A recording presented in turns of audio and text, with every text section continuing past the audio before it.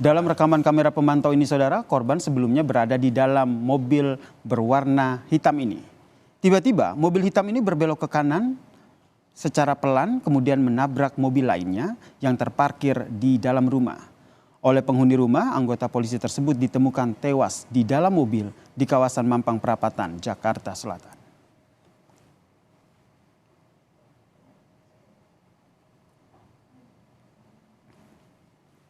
Polisi kemudian melakukan olah TKP melibatkan Polda Metro Jaya, Puslap 4 Polri dan juga tim identifikasi Polres Jakarta Selatan, saudara.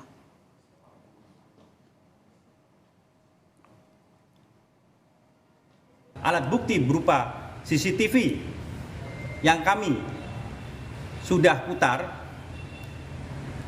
kami bisa mengambil kesimpulan untuk sementara bahwa dugaan yang bersangkutan bunuh diri.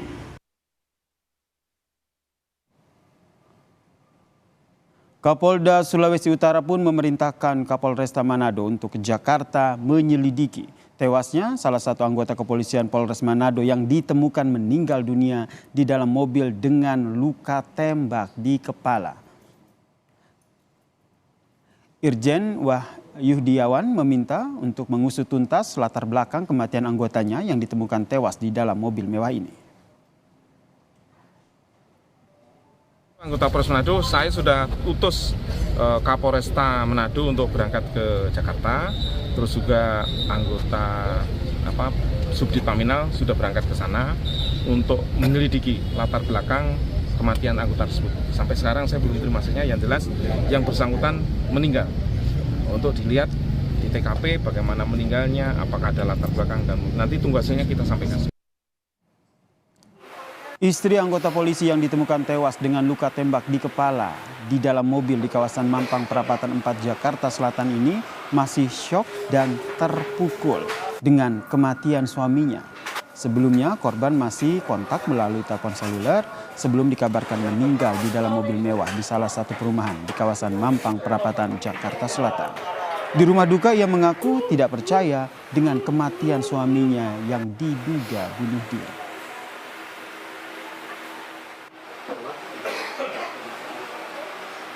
Sudah nyaman dia kerja di Bogor, tidak nyaman. Dia di Jakarta. Sudah nyaman dia kerja. Saya belum sampai tidak sampai sana. Semuanya ya, kasihan terbaik motor dari kepolisian. Dan sampai sekarang ibu tidak percaya. Iya, percaya. Bunuh diri. Tidak percaya. Keluarga anggota polisi Polresta Manado, Sulawesi Utara yang ditemukan tewas di dalam mobil mewah mendatangi lokasi kejadian saudara di Mampang Perapatan 4 Jakarta Selatan. Kedatangan pihak keluarga didampingi oleh tim Satreskrim Polres Metro Jakarta Selatan dan juga sektor Mampang memastikan peristiwa yang terjadi yang menimpa anggota polisi tersebut. Selanjutnya saudara, keluarga korban akan mendatangi Rumah Sakit Polri Kramat Jati untuk melihat kondisi jenazah. Lalu bagaimana menganalisa kasus anggota polisi yang ditemukan tewas di dalam mobil di kawasan Mampang Perapatan Jakarta Selatan ini saudara? Kita telah terhubung dengan Komisioner Kompolnas Albertus Wahyu Ruharto dan juga pakar psikolog forensik Mas Reza Indragiri. Selamat malam Pak Wahyu dan Mas Reza, salam sehat. Selamat malam Mas, selamat sore. Selamat sore. Selamat sore, saya ke Pak Wahyu dulu. Pak Wahyu, Anda ada dapat informasi apa terkait dengan peristiwa ini? Betul ini merupakan dugaan bunuh diri? Ya, baik, terima kasih Mas. Kami begitu menerima berita kemarin tadi pagi sudah diskusi di komisioner dan kami langsung minta keterangan resmi dan kontak baik via telepon maupun kami komunikasi intens. Memang dari internal Polri, dalam hal ini Polres ya, menginformasikan data-data menguatkan bahwa ini bukti bunuh diri. Lalu yang menjadi pertanyaan kami ada 3. Yang pertama bahwa mengapa ini polisi Manado datang ke Jakarta? Jawabannya informasi sementara cuti, tapi ini masih kami dalami karena kalau cuti pasti kan ada yang mengizinkan dan rasanya apa.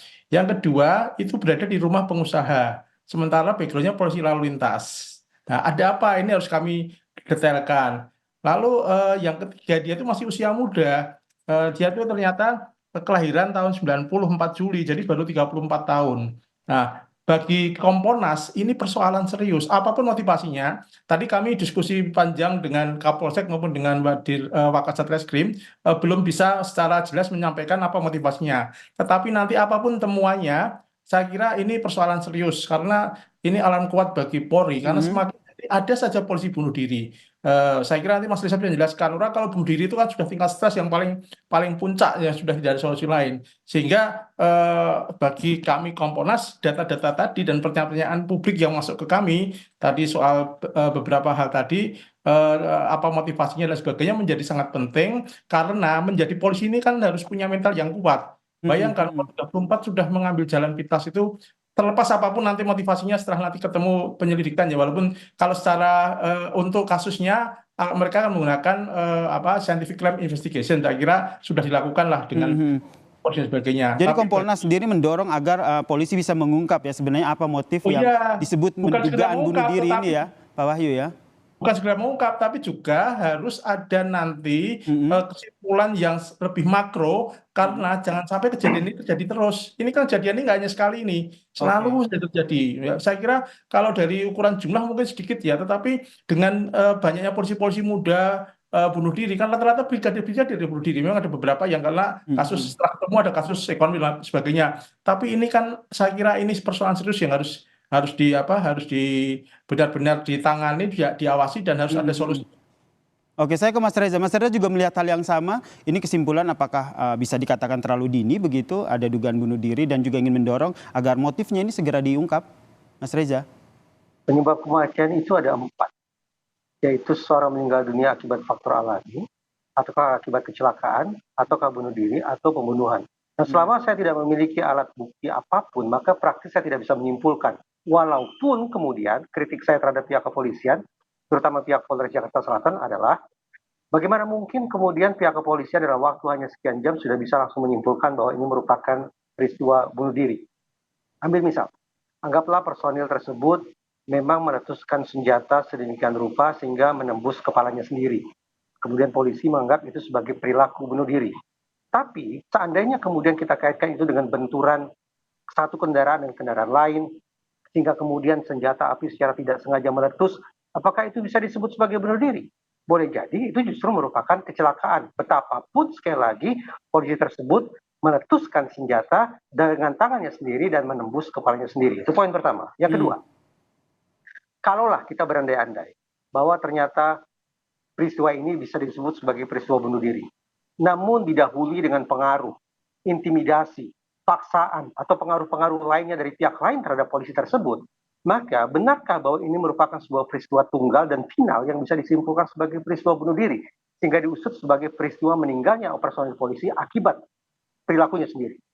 Justru saya beranggapan seandainya ditelusuri ke belakang, sekali lagi ada pengaruh, intimidasi, atau sejenisnya terhadap personil tersebut, maka alih-alih menyebut ini sebagai sebuah peristiwa tunggal, maka boleh jadi ada peristiwa pendahuluan yang juga boleh jadi berkonsekuensi pidana, yaitu seseorang yang mengkondisikan atau seseorang menyuruh orang lain untuk melakukan tindakan fatal sedemikian rupa. Karena itu, bagi saya, harus saya katakan bahwa ini merupakan sebuah simpulan yang terlalu dini.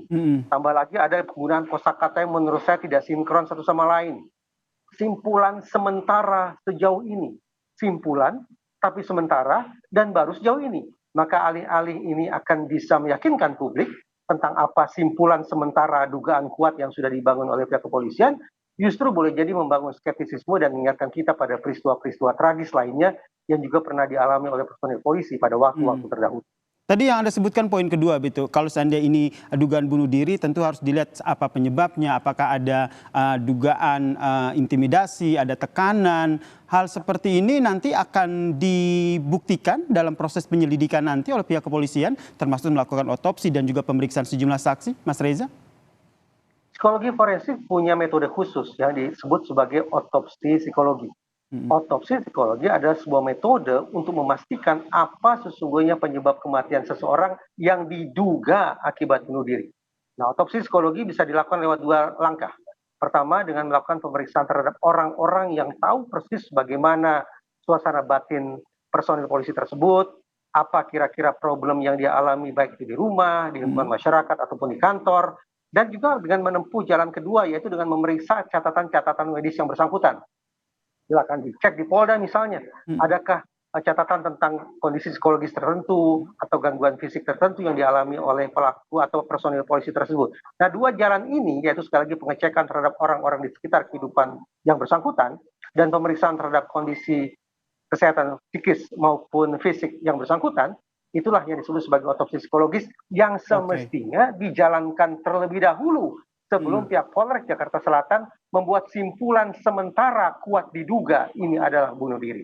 Ini masih simpulan sementara begitu, terus itu diduga, kemudian nanti ada simpulannya nanti masih dilanjutkan. Pak Wahyu, kalau dari Kompolnas sendiri, apakah juga ikut melakukan penyelidikan atau memantau kasus ini? Karena ini tentu jadi sorotan publik ini, baru beberapa, seperti yang tadi katakan Mas Reza begitu, baru beberapa saat tapi langsung disimpulkan ini adalah dugaan bunuh diri. Kalau memantau pasti, karena itu tupoksi kami. Ya. Tetapi begini, kami harus luruskan dulu. Bagi Kompolnas, tentu bahasa hukum itu standar yang ada di kepolisian. Sehingga kata sementara itu saya kira menjadi penting karena belum pasti. Saya tadi komunikasi dengan Pak Kasal Reskrim dan Kapolsek, sekarang keduanya sedang berada di tempat jenazah dan menunggu keluarganya karena keputusan dari Polri, dalam ini Polda dan Polres, bahwa otopsi itu dilakukan dengan menunggu keluarga dan belum dimasukkan ke peti jenazah. Jadi mereka masih tidak ingin peristiwa-peristiwa dan menurut Kompolnas itu langkah-langkah yang saya kira menjadi terbuka dan transparan ya. Tapi apakah Kompolnas masuk ke penyelidikan itu memang bukan ranahnya Kompolnas, tapi kami memantau apa yang dilakukan oleh pihak Polri, prosedurnya, SOP-nya dan sebagainya, dan kami awasi betul karena publik kan banyak tadi masukan ke kami yang menanyakan ke Kompolnas beberapa hal yang menjadi pertanyaan publik, yaitu tadi dia itu polisi lalu lintas, kemudian datang ke tempat pengusaha, ini pengusaha kebetulan, informasi yang saya peroleh dia swasta tapi ternyata pengusaha, kemudian yang kedua katanya cuti, kalau cuti ada izinnya, ini yang kami pantau. Nah, sehingga istilah kesimpulan sementara menurut saya bagi internal polisi pas, tetapi bagi kami di Kompolnas itu menjadi bahan untuk kami lakukan pemantauan dan pengujian lebih detail, apalagi masukan dari publik sangat banyak mengenai kondisi termasuk kondisi para tetangganya ya. Kita nantikan bersama seperti apa ya ini penyelidikan dari pihak kepolisian dan juga menjawab pertanyaan publik nih sebenarnya apa yang menjadi latar belakang dari dugaan bunuh diri ini. Terima kasih Komisioner Kompolnas Albertus Wahyu dan juga pakar psikologi forensik Mas Reza Indragiri telah bergabung bersama kami di Kompas Petang. Terima kasih, selamat sore.